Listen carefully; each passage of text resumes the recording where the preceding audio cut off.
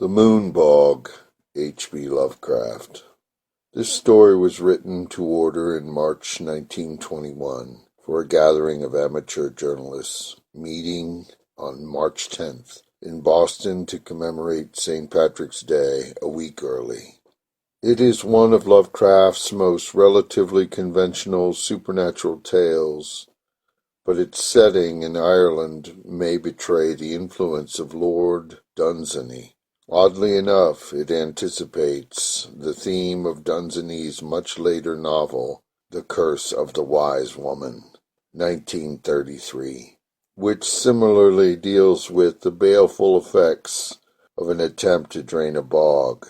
There is a brief and rather peculiar allusion to the tree in the mention of fawns on a distant manalus. The story was first published in Weird Tales, June 1926.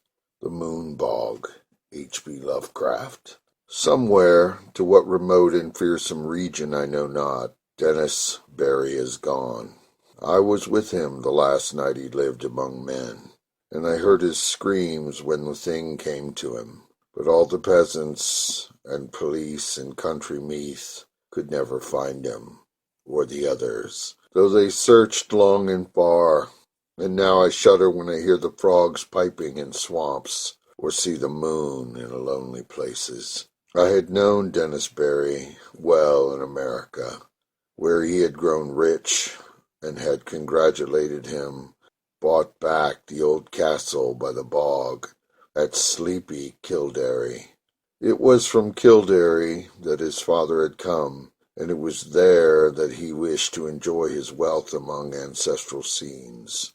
Men of his blood had once ruled over Kildare, and built and dwelt in the castle, but those days were very remote, so that for generations the castle had been empty and decaying. After he went to Ireland, Barry wrote me often, and told me how under his care the great castle was rising tower by tower to its ancient splendor, how the ivy was climbing slowly over the restored walls as it had climbed so many centuries ago, and how the peasants blessed him for bringing back the old days with his gold from over the sea. But in time there came troubles, and the peasants ceased to bless him, and fled away instead as from a doom. And then he sent a letter and asked me to visit him. He was lonely in the castle with no one to speak to save the new servants and laborers he had brought from the north. The bog was the cause of all of these troubles. As Barry told me that night I came to the castle, I had reached Kildare in the summer sunset, as the gold of the sky lighted the green of the hills and groves and the blue of the bog, where on a far islet strange olden ruin glistened spectrally. That sunset was very beautiful, but the peasants at Ballylough had warned me against it, and said that Kildare had become accursed, so that I almost shuddered to see the high turrets of the castle gilded with fire. Barry's motor had met me at the Ballylough station, for Kildare is off the railway. The villagers had shunned the car and the driver from the north, but had whispered to me with pale faces when they saw I was going to Kildare, and that night after our reunion Barry told me why. The peasants had gone from Kildare because Dennis Barry was to drain the great bog. For all his love of Ireland, America had not left him untouched, and he hated the beautiful wasted space where peat might be cut and land opened up. The legends and superstitions of Kildare did not move him, and he laughed when the peasants first refused to help, and then cursed him and went away to Ballylough with their few belongings, as they saw his determination. In their place he sent for laborers from the north, and when the servants left he replaced them likewise. But it was lonely among strangers, so Barry had asked me to come. When I had heard the fears which had driven the people from Kildare, I laughed as loudly as my friend had laughed, for these fears were of the vaguest, wildest, and most absurd character. They had to do with some preposterous legend of the bog, and of a grim guardian spirit that dwelt in the strange olden ruin on the far islet I had seen in the sunset. There were tales of dancing lights in the dark of the moon, and of chill winds when the night was warm, of rays in white hovering over the waters, and of an imagined city of stone deep below the swampy surface. But foremost amongst the weird fantasies, and alone in its absolute unanimity, was that of the curse awaiting him who should dare to touch or drain the vast red dish morass. There were secrets, said the peasants, which must not be uncovered, secrets that had lain hidden since the plague came to the children of Pathalan in the fabulous years beyond history. In the book of the invaders, it is told that these sons of the Greeks were all buried in Talat, but old men in Kildare said that one city was overlooked save by its patron moon goddess, so that only the wooded hills buried it when the men of Nemed swept down from Scythia in their 30 ships. Such were the idle tales which had made the villagers leave Kildare, and when I heard them I did not wonder why Dennis Barry had refused to listen. He had, however, a great interest in antiquities, and proposed to explore the bog thoroughly when it was drained. The white ruins on the islet he had often visited, but though their age was plainly great, and their contour very little like that of most ruins in Ireland, they were too dilapidated to tell the days of their glory. Now the work of drainage was ready to begin, and the laborers from the north were soon to strip the forbidden bog of its green moss and red heather, and kill the tiny shell-paved streamlets and quiet blue pools fringed with rushes. After Barry had told me these things I was very drowsy, for the travels of the day had been wearing, and my host had talked late into the night. A manservant showed me to my room, which was in a remote tower overlooking the village, and the plain at the edge of the bog, and the bog itself, so that I could see from my window in the moonlight the silent roofs from which the peasants had fled, and which now sheltered the laborers from the north, and too the parish church, with its antique spire, far out across the brooding bog, the remote olden ruin, on the islet gleaming white and spectral. Just as I dropped asleep, I fancied I heard faint sounds from the distance, sounds that were wild and half-musical, and stirred me with a weird excitement which colored my dreams. But when I awaked next morning, I felt it had all been a dream, for the visions I had seen were more wonderful than any sound of wild pipes in the night. Influenced by the legend that Barry had related, my mind had in slumber hovered around a stately city in a green valley, where marble streets and statues, villas and temples, carvings and inscriptions, all spoke in certain tones the glory that was Greece. When I told this dream to Barry, we both laughed, but I laughed the louder because he was perplexed about his laborers from the north. For the 6th time they had all overslept, waking very slowly and dazedly, and acting as if they had not rested, although they were known to have gone early to bed the night before. That morning and afternoon I wandered alone through the sun-gilded village, and talked now and then with the idle laborers, for Barry was busy with the final plans for the beginning his work of drainage. The laborers were not as happy as they might have been, for most of them seemed uneasy over some dream which they had had, yet which they tried in vain to remember.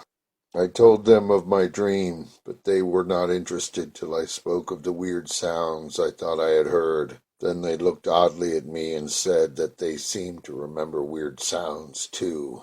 In the evening Barry dined with me and announced that he would begin the drainage in 2 days, I was glad, for although I disliked to see the moss and the heather and the little streams and lakes depart, I had a growing wish to discern the ancient secrets that deep modded peat might hide.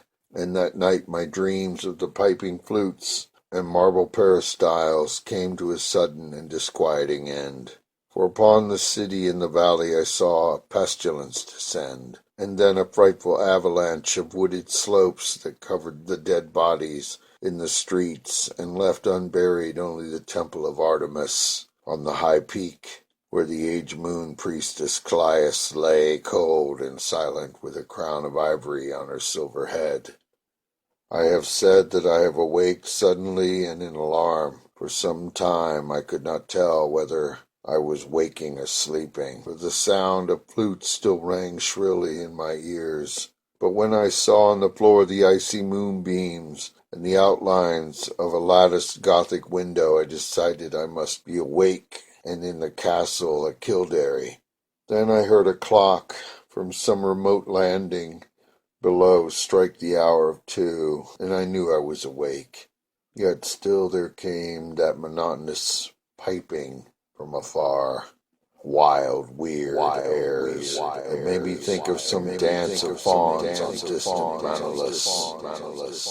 It would not let me sleep, and in impatience I sprang up and paced the floor. Only by chance did I go to the north window and look out upon the silent village and the plain at the edge of the bog. I had no wish to gaze abroad, for I wanted to sleep, but the flutes tormented me, and I had to do or see something.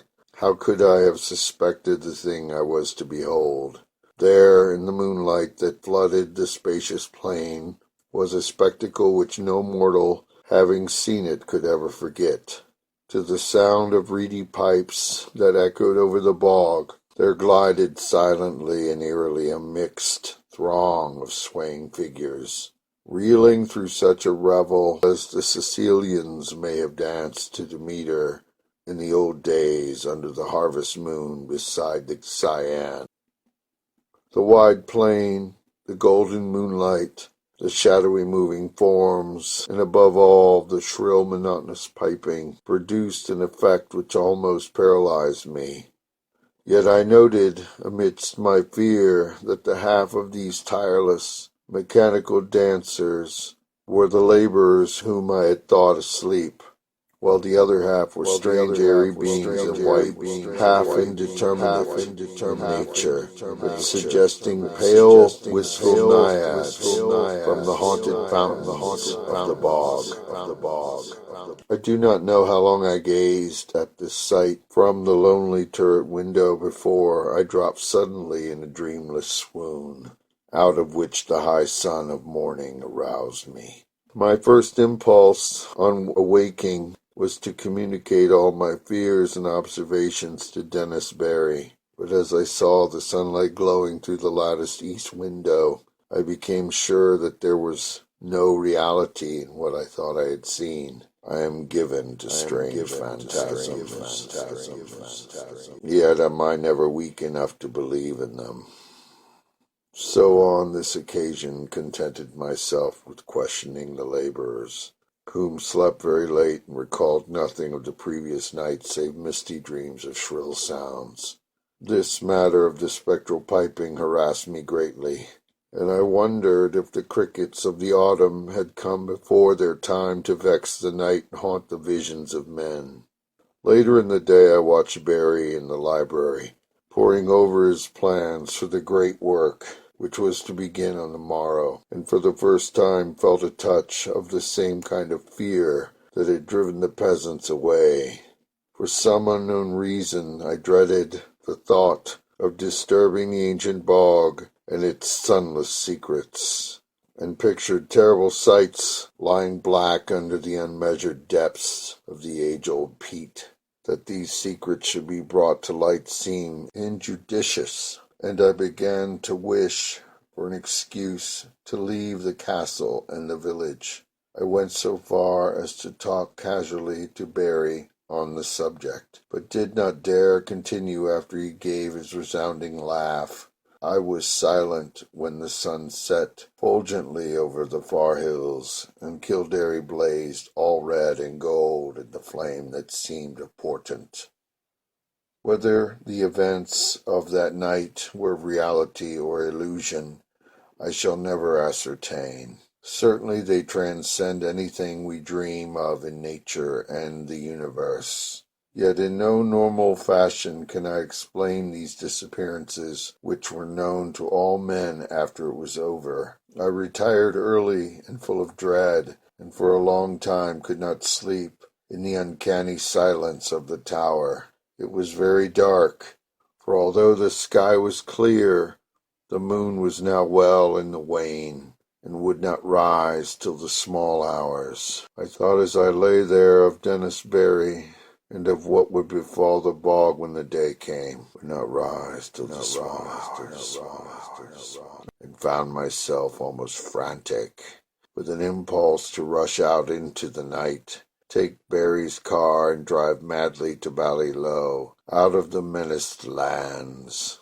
But before my fear could crystallize into action, I had fallen asleep, and gazed in dreams upon a city in the valley, cold and dead under a shroud of hideous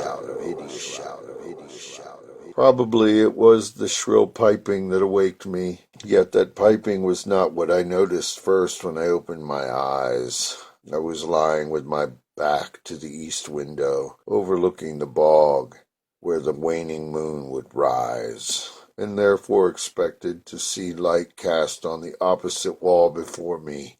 But I had not looked for such a sight as now appeared. Light indeed glowed on the panels ahead, but it was not any lights that the moon gives. Terrible and piercing was the shaft of ruddy refulgence that streamed through the Gothic window, and the whole chamber was brilliant with a splendor intense and unearthly. My immediate actions were peculiar for such a situation, but it is only in tales that a man does the dramatic and foreseen thing. Instead of looking out across the bog towards the source of the new light, I kept my eyes from the window in panic fear, and clumsily drew on my clothing with some dazed idea of escape. I remember seeing my revolver and hat, but before it was over I had lost them both without firing the one or donning the other. After a time the fascination of the red radiance overcame my fright, and I crept to the east window, and I looked out whilst the maddening incessant piping whined and reverberated through the castle and over all the village. Over the bog was a deluge of flaring light, scarlet and sinister, and pouring from the strange olden ruin on the far islet. The aspect of that ruin I cannot describe. I must have been mad, for it seemed to rise majestic and undecayed, splendid and column cinctured, the flame reflecting marble, piercing the sky like the apex of a temple on a mountain top. Flutes shrieked and drums began to beat, and as I watched in awe and terror, I thought I saw dark, saltant forms, silhouetted grotesquely against the vision of marble and effulgence. The effect was titanic, altogether unthinkable, and I might have stared indefinitely had not the sound of the piping seemed to grow stronger at my left. Trembling with a terror oddly mixed with ecstasy, I crossed the circular room to the north window, from which I could see the village and the plain at the edge of the bog. There my eyes dilated again with a wild wonder as great as if I had not just turned from a scene beyond the pale of nature, for on the ghastly, red-litten plain was moving a procession of beings in such a manner as none ever saw before, save in nightmares. Half gliding, half floating in the air, the white-clad, bald rays were slowly retreating towards the still waters and the island ruin, fantastic formation, suggesting some ancient and solemn ceremonial dance. Their waving translucent arms guided by the detestable piping of those unseen flutes, beckoned in uneasy and uncanny rhythm to a throng of lurching laborers who followed dog-like with blind, brainless, floundering steps, as if dragged by a clumsy but resistless daemon will. As the naiads neared the bog without altering their course, a new line of stumbling stragglers zigzagged drunkenly out of the castle from some door far below my window, groped sightlessly across the courtyard and through the intervening bit of village, and joined the floundering column of laborers on the plain. Despite their distance below me, I at once knew they were the servants brought from the north, for I recognized the ugly and unwieldy forms of the cook, whose very absurdness had now become unutterably tragic. The flutes piped horribly, and again I heard the beating of the drums from the direction of the island ruin. Then silently and gracefully the naiads reached the water, and melted one by one into the ancient bog, while the line of followers, never checking their speed, splashed awkwardly after them and vanished amidst the tiny vortex of unwholesome bubbles, which I could barely see in the scarlet light. And as the last pathetic straggler, the fat cook, sank heavily out of sight in the sullen pool, the flutes and the drums grew silent, and the blinding red rays from the ruins snapped instantaneously out, leaving the village of doom alone and desolate in the wan beams of a new risen. My condition was now one of indecipherable chaos, not knowing whether I was mad or sane, sleeping or waking. I was saved only by a merciful numbness. I believed I did ridiculous things, such as offering prayers to Artemis, Latona, Demeter, Persephone, and Pluton. All that I recalled of a classic youth came to my lips as the horrors of the situation roused my deepest superstitions. I felt that I had witnessed the death of a whole village, and I knew I was alone in the castle with Dennis Barry, whose boldness had brought down the doom. As I thought of him, new terrors convulsed me, and I fell to the floor, not fainting, but physically helpless. Then I felt the icy blast from the east window where the moon had risen, and began to hear the shrieks in the castle far below me. Soon these shrieks had attained a magnitude and quality which cannot be written of, and which make me faint as I think of them. All I can say is that they came from something I had known as a friend. At some time during this shocking period the cold wind and the screaming must have roused me, for my next impression is of racing madly through the inky rooms and corridors and out across the courtyard into the hideous night. It found me at dawn wandering mindless near Ballylough. But what unhinged me utterly was not any of the horrors I had seen or heard before. What I muttered about as I came slowly out of the shadows was a pair of fantastic incidents which occurred in my flight. Incidents of no significance, yet which haunt me unceasingly when I am alone in certain marshy places or in the moonlight.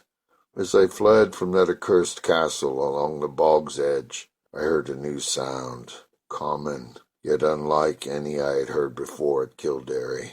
The stagnant waters, lately quiet, lately quite devoid of animal life, now teemed with a horde of slimy, enormous frogs, which piped shrilly and incessantly, in tones strangely out of keeping with their size. They glistened, bloated and green, in the moonbeams, and seemed to gaze up at the fount of light. I followed the gaze of one very fat and ugly frog, and saw the second of the things which drove my senses away. Stretching directly from the strange olden ruin on the far islet to the waning moon, my eyes seemed to trace a beam of faint quivering radiance having no reflection in the water of the bog, and upward along the pallid path my fevered fancy pictured a thin shadow slowly writhing, a vague contoured shadow struggling as if drawn by unseen daemons, Crazed as I was, I saw in the awful shadow a monstrous resemblance, a nauseous, unbelievable caricature, a blasphemous effigy of him who had been Dennis Barry.